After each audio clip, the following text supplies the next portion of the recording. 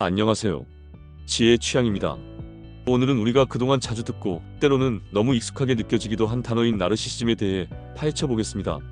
하지만 오늘 이야기의 핵심은 우리가 일반적으로 생각하는 나르시시즘이 아니라 그 내면에 숨겨진 깊은 공감 부족 문제에 집중할 거예요.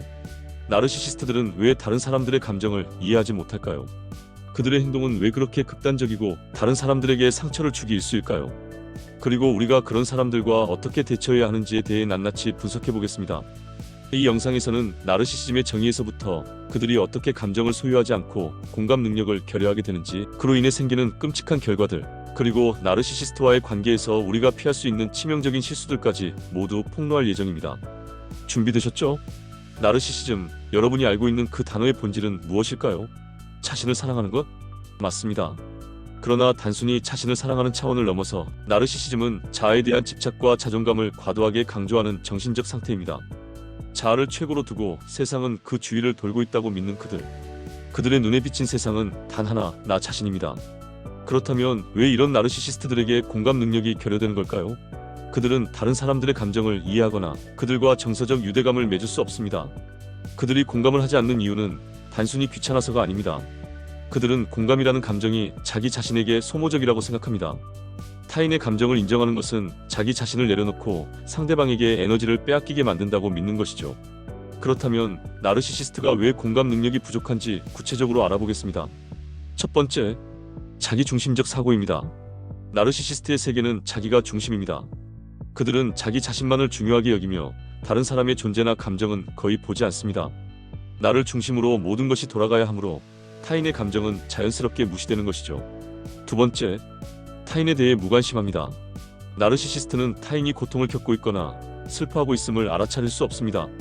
그들은 오직 자신이 원하는 것만 보기에 타인의 필요와 감정은 철저히 외면하는 것입니다.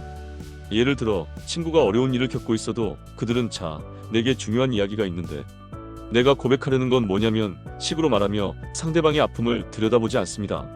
이제 우리가 나르시시즘의 본질을 조금은 이해했으니 그들의 공감 부족이 실제로 어떤 문제가 되는지 좀 더 구체적으로 살펴보겠습니다. 그들이 공감 능력이 없이 살아가는 세상은 사실상 다른 사람들과의 연결이 단절된 추상적인 외로움이 가득한 세계입니다.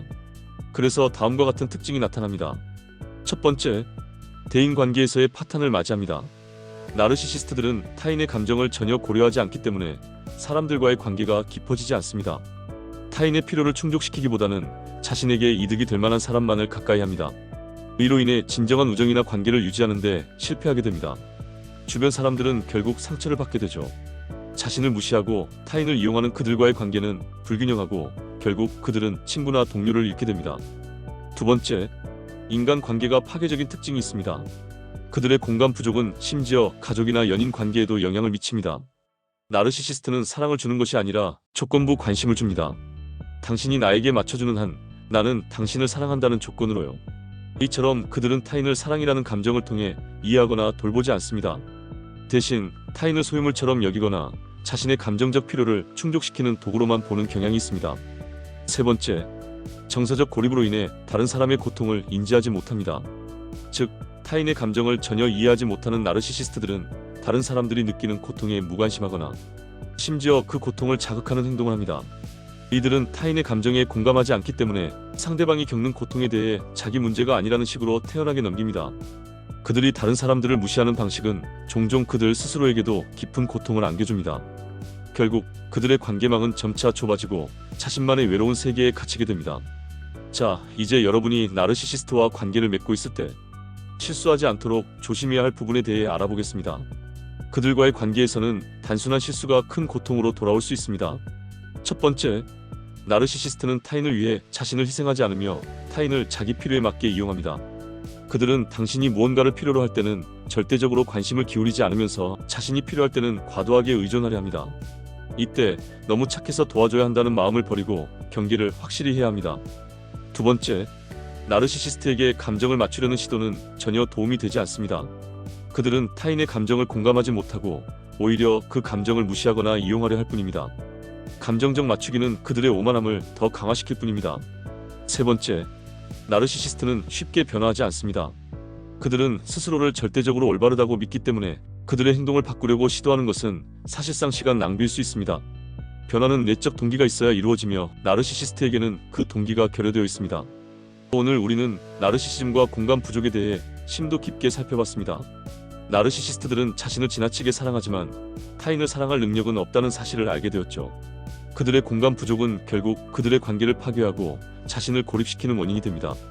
그들과의 관계에서 중요한 것은 자신의 감정을 지키고 경계를 설정하는 것입니다.